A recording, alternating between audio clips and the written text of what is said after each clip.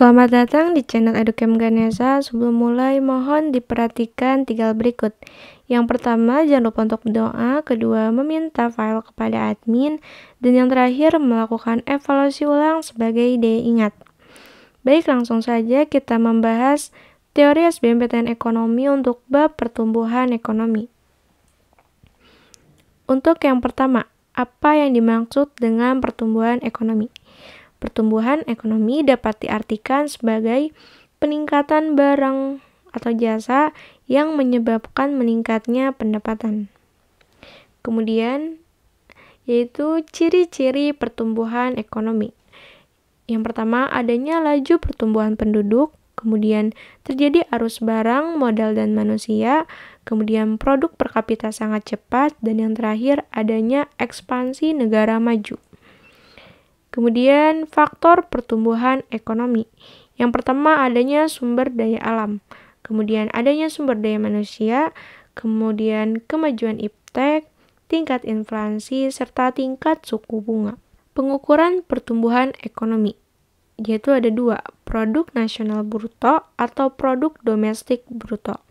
Untuk produk nasional bruto yaitu pendapatan negara berdasarkan pendapatan masyarakatnya, sedangkan produk domestik bruto yaitu pendapatan negara berdasarkan teritorialnya.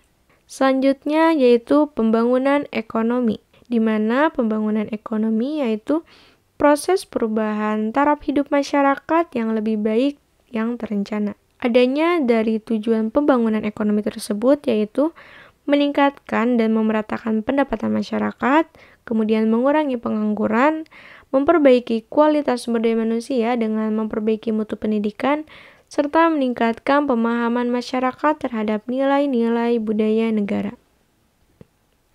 Selanjutnya, faktor dari pembangunan ekonomi. Ada sumber daya alam atau SDA, kemudian sumber daya manusia atau SDM, teknologi, serta modal. Kemudian adanya pendapatan ekonomi, di mana pendapatan ekonomi ini yaitu pendapatan yang diterima oleh seluruh masyarakat dalam suatu negara dalam kurun waktu tertentu, biasanya 1 tahun. Kemudian yaitu manfaat dari pendapatan nasional.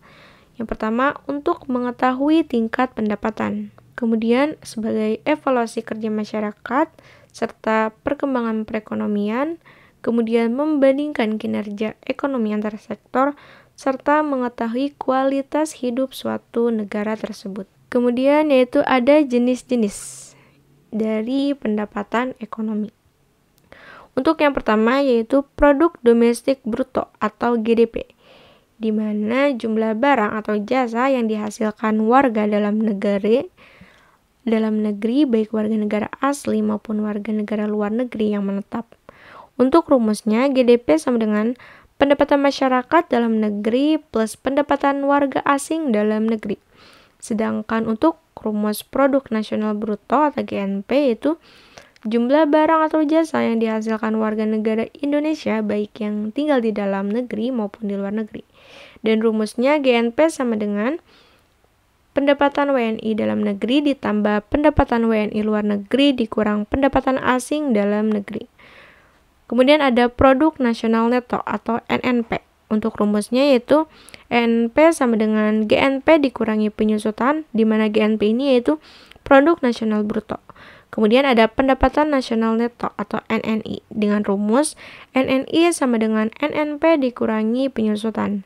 Kemudian ada pendapatan perseorangan atau PI, di mana rumusnya PI sama dengan NNI dikurangi pajak perusahaan, dikurangi iuran, dikurangi laba ditahan, ditambah transfer payment. Dan yang terakhir ada pendapatan untuk pembelanjaan. DI sama dengan PI dikurangi pajak langsung, di mana pajak langsung yaitu pajak yang tidak bisa dialihkan kepada orang lain seperti pajak pendapatan. Baik, cukup sekian pembahasan teori SBMPTN Ekonomi untuk bab pertumbuhan ekonomi.